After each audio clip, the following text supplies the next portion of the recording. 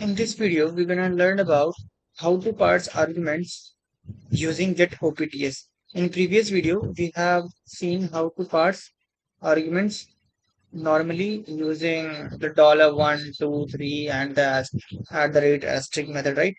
And we have printed using that for loop. Okay. Now we are going to edit the same file, and instead of doing this all the thing, what I'm going to do is I will do a while loop. Okay, in that I will use get opts. You can see get opts with ops. Okay, and here we have to provide what are the arguments that you are going to take. Suppose I'm going to take a, uh, b, c, three arguments I have chosen, and you have to separate it by that column. You can see I have provided column the same, and then I will declare here an args name variable. Okay, do. What I will do is I will run here case statement, case n, sorry, case of, case of n, case one, these only, right? A. Then what it will give is name is equal to of t a r g of dark. Okay, and what is this? This is variable where the value of the current parameter is saved, current argument is saved. Like we have argument a, okay, and then after that a value is given, and that is for name, since we have defined here a for a name, b for suppose age, and c for suppose gender. Okay, so if user put minus a, then after that anything he will put, it will come into this name variable using this optarg is a default variable using get opts. Okay, Optar we don't have declared anywhere, since you can see it is in capital, it is default variable. Get opts. Okay. Now I have put name is equal to optar. Then if case is b, then what I will do is here it will get the age. Age is equal to optar. Okay. And then at the case c, gender. Gender is equal to optar. Okay. Now, if he put anything else, then what it will show is printf invalid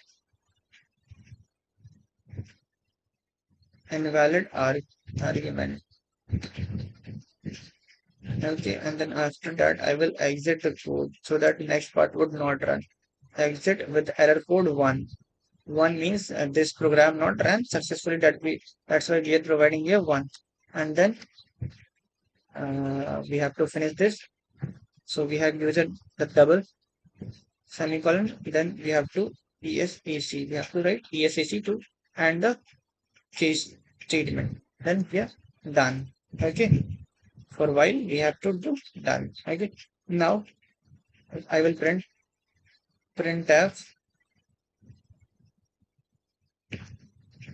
name is dollar name, sorry,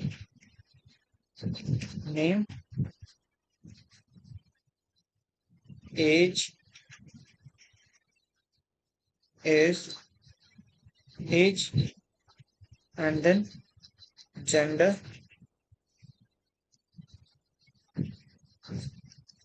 gender is gender. I'm printing this. Okay, what I'm printing is I will print name and then the value of this name, and then age and the value of this age, and then gender and the value of this gender. Okay,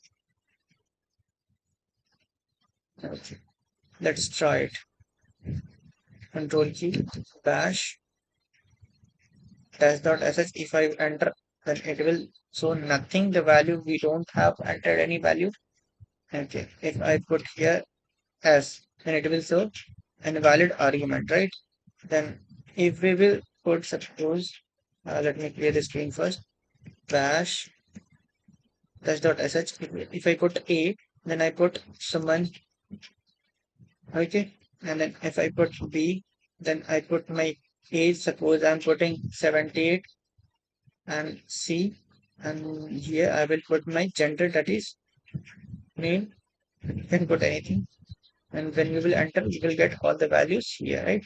Suppose if you change the values, like I'm going to put my gender first, I will put male, and then I will put name here first, that is Suman, and I will put B, that is age 78.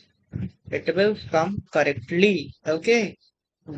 Wherever you give the argument in any order, it doesn't matter. It will get perfectly.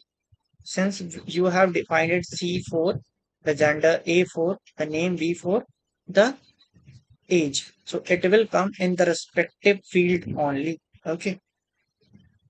So this was the magic of get OPTS. You can use it in your bash script to get arguments perfectly or to get large number of arguments and deal with it efficiently. You can use it. Okay. Let's have a recap here. You can see we have used a while loop to read all these arguments if it exists. Okay. If argument is provided, then only it will read. Okay. So it will check for the value if in the arg if a is saved, if there is a, if user have put the argument a, then it will be in the uh, args variable, and in the case args means it will check what is the value of args. If a, then it will initialize the value name and it will put the value from this A to this optar using optar to the name. Okay, optar is a default variable of get OPTS which have the value of the respective argument flags, and the flags are A, B, C. Okay, so we have defined A for name, B for age, C for gender. Okay, similarly you can do many. Okay, now at last, if any user put any unknown flag, then what it will print is and valid argument. She have to put backslash n so that it would uh, it would get into the next line after printing. Okay, then exit. Okay, then case statement finished, and then a while statement finished. Okay, then we have printed a paragraph using this uh, three times double quotes and three times double quotes. We can print any of the paragraph. So here in this paragraph, what we did is we have printed name and the value of this name argument, and this age and the gender. Suppose if any of this argument is not defined, then it will keep it blank. It will keep it blank. So for that, you can make some program like you can use if else statement. If this value is empty, then please rerun the program and enter this value, try again, things like that. Okay, you can do that. You can do it. Okay, so this much for today. We have learned this a summon.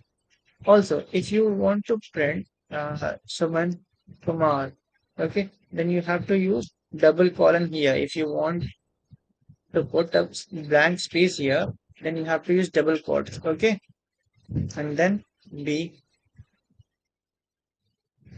H and then C,